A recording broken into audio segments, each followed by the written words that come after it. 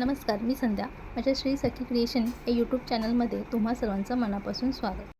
तर आजच्या व्हिडिओमध्ये आपण ब्लाऊजची बॅकनेक डिझाईन पाहणार आहोत. त्यासाठी आपल्याला अस्तरवर गळ्याची मार्किंग करून घ्यायची आहे. तर बघा, इथे वरच्या बाजूने मी 2ला 1 लाईन कमी इतकं गळ्याची रुंदी घेणार आहे. त्यानंतर मागच्या गळ्याची पट्टी 3 इंच ठेवणार आहे, त्यामध्ये 1 इंच वाढवून घ्यायचं आहे. त्यानंतर इथे 2.5 इंच घेऊन आपल्या गळ्याचा बॉक्स तयार करून घ्यायचा आहे. त्यानंतर इथे गळ्याला आपल्याला गोलाकार आकार देऊन घ्यायचा आहे. गळ्याला आकार देताना इथे व्हिडिओमध्ये दाखवले तसं मी बॉक्सच्या अर्धा इंच बाहेरून आकार देत आहे, या पद्धतीने. आता आपण आकार कटिंग करून घेऊ. इथे मी शोल्डर 5 इंच आणि मुंडा 5.5 इंच घेतलेला आहे. 31 साईजचा ब्लाऊज आहे हा. याची कटिंग ऑलरेडी आपल्या चॅनलवरती आहे. आता आपण हे अस्तर ब्लाऊज पीसवर ठेवून घेऊ. तिथे ब्लाऊज पीसची सरळ बाजू आहे, यावरती अस्तर ठेवून गळ्याला आपल्याला शिलाई द्यायची आहे आणि अस्तर फिरवून घ्यायचं आहे. इथे पॅटर्नसाठी कॅनव्हास घेतलेला आहे. इथे मी बॅक पार्टला रेडी केलेला आहे. कमरपट्टी टक्स दिलेले आहेत. आता याचा आपल्याला सेंटर काढून घ्यायचा आहे. त्यानंतर आपण या पद्धतीने आपल्याला बॅक पार्ट ठेवून घ्यायचा आहे कॅनव्हासवरती. जी शाईन बाजू असते ती समोरच ठेवलेली आहे कॅनव्हासची. या पद्धतीने मी एका बाजूनेच पॅच लावणार आहे, म्हणून या पद्धतीने कॅनव्हास ठेवून घेत आहे. आता इथे मी सेंटरपासून 1.5 इंचावरती मार्किंग करून घेते. आता जो मी पॅच तयार करणार आहे तो इथपर्यंतच मी लावणार आहे. त्यानंतर कॅनव्हासवरती आपण सेंटरचे देखील मार्किंग करून घेऊ. आता इथे मी टाचण्या लावून घेते. इथे व्यवस्थित टाचण्या लावून घ्यायच्या आहेत. त्यानंतर आपण पेनाच्या सहाय्याने इथे मार्किंग करून घेऊ कॅनव्हासवरती. सर्वात आधी मी ते सेंटरला लाईन आखून घेते. त्यानंतर या पद्धतीने मार्किंग करायची आहे.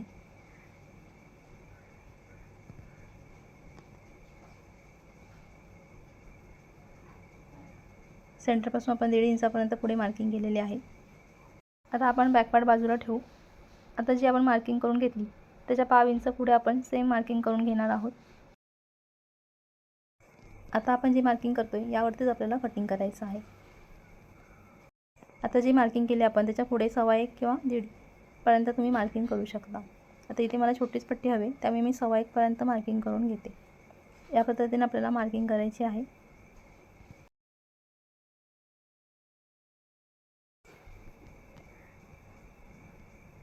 त्यानंतर आपण 1.5 इंच पुढे जे वाढवून घेतलं तिथे आपण कटिंग करून घेतलेलं आहे.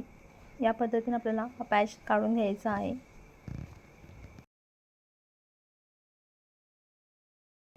आता हा कॅनव्हास आपण बॅक पार्टवर ठेवून चेक करून घेऊ.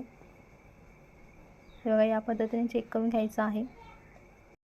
तिथे ब्लाऊज पीसवरची कमरेच्या साईडने बॉर्डर होती ती मी कट करून घेतली होती. त्यावरती आपल्याला पॅच ठेवून प्रेस करून घ्यायचा आहे. या पद्धतीने हा पॅच मी इथे प्रेस करून घेतलेला आहे. आता साईडला आपल्याला कापड शिल्लक ठेवून या पद्धतीने कटिंग करून घ्यायचं आहे. दोन्ही बाजूने कटिंग करून घ्यायचं आहे. त्यानंतर आपण इथे छोटे छोटे कट देऊन घेऊ.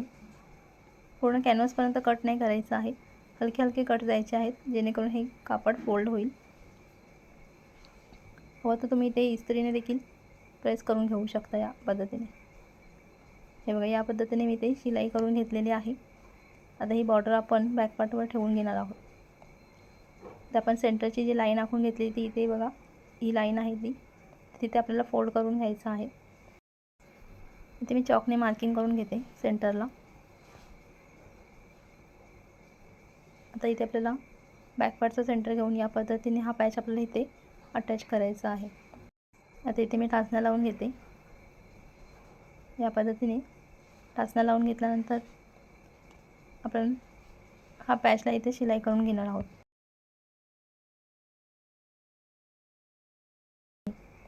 इथे मी एका बाजूनेच पॅच लावलेला आहे आणि दुसऱ्या बाजूने मी इथे लेस लावणार आहे.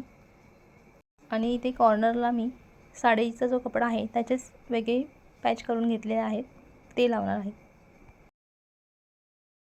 इथे या पद्धतीने दोन्ही बाजूने शिलाई करून हा पॅच आपण इथे लावलेला आहे. आता इथे मी टाचण्या काढून घेते. त्यानंतर इथे मी गोल्डन लेस लावणार आहे दोन्ही बाजूला.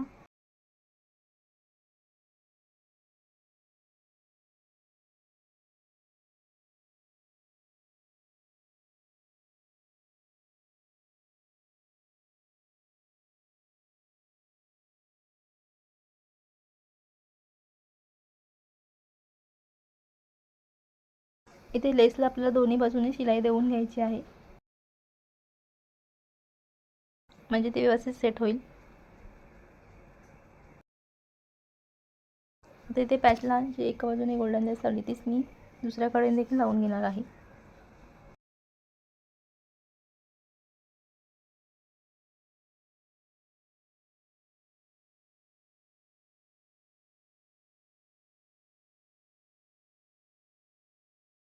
तिथे कॉर्नरला जो पॅच आपण लावणार आहोत तर या पद्धतीने मी कट करून घेतलेला आहे बघा. 1.5 इंच अंतर घेतलेलं आहे. हे बघा, तिथे मी साडीचा जो कपडा कट करून घेतलेला आहे त्याच्यावरती हे पॅच ठेवून इस्त्रीने प्रेस करून घ्यायचे आहेत. तर हे पॅच या पद्धतीने मी इथे लावून घेणार आहे कॉर्नरला. तुम्ही हवं तर इथे पान किंवा ड्रॉप आकारामध्ये देखील पॅच कट करून घेऊ शकता. आता इथे आपण हे 3 पॅच व्यवस्थित या पद्धतीने ठेवून टाचण्या लावून घ्यायचे आहेत. आधी मी ते पॅच अटॅच नाही करणार आहे. इथे मी जी लेस लावणार आहे गोल्डन, जी आपण पॅचवर लावली तीच लेस मी इथे लावणार आहे. तर ती आपल्याला आधी लावून घ्यायची आहे. बघा, गळ्याचं 1/2 इंच अंतर सोडून मी, जसं आपण पॅचला देखील 1/2 इंच अंतर सोडलेलं आहे त्या पद्धतीनेच मी ते लेसला देखील 1/2 इंच अंतर सोडलेलं आहे. आता ही लेस मी ते कट करून या पॅचच्या आतल्या बाजूने शिलाई करून घेणार आहे. हे बघा, इथे आपण अजून एक लेस लावून घेणार आहोत, थोडं अंतर सोडून.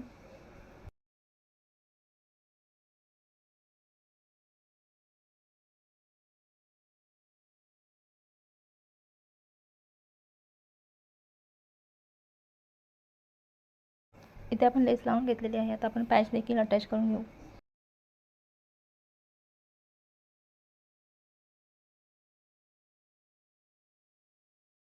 इथे पॅचवरती आपल्याला 1/2 इंचवरती शिलाई करायची आहे. एकदम कडेने शिलाई करायची नाही आहे, नाहीतर पॅच निघण्याची शक्यता असते. या पद्धतीने मी पूर्ण पॅचला इथे शिलाई करून घेतलेली आहे. त्यानंतर इथे मी याच कलरमध्ये लेस लावून घेणार आहे, पर्पल कलरमध्ये.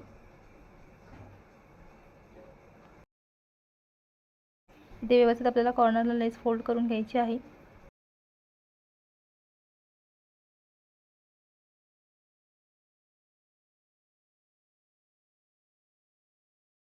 या पद्धतीनेच आपण बाकी 2 पॅच आहेत तिथे देखील लेस लावून घेणार आहोत.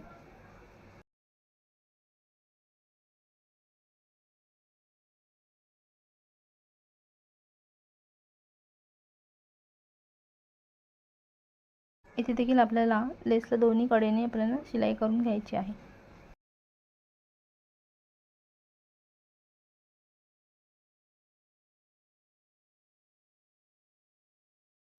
इथे आपल्या ब्लाऊजची डिझाईन कंप्लीट झालेली आहे. तुम्हाला जर हा व्हिडिओ आवडला असेल तर व्हिडिओ लाईक करा, शेअर करा आणि आपल्या चॅनलला सबस्क्राईब करायला विसरू नका. थँक्यू.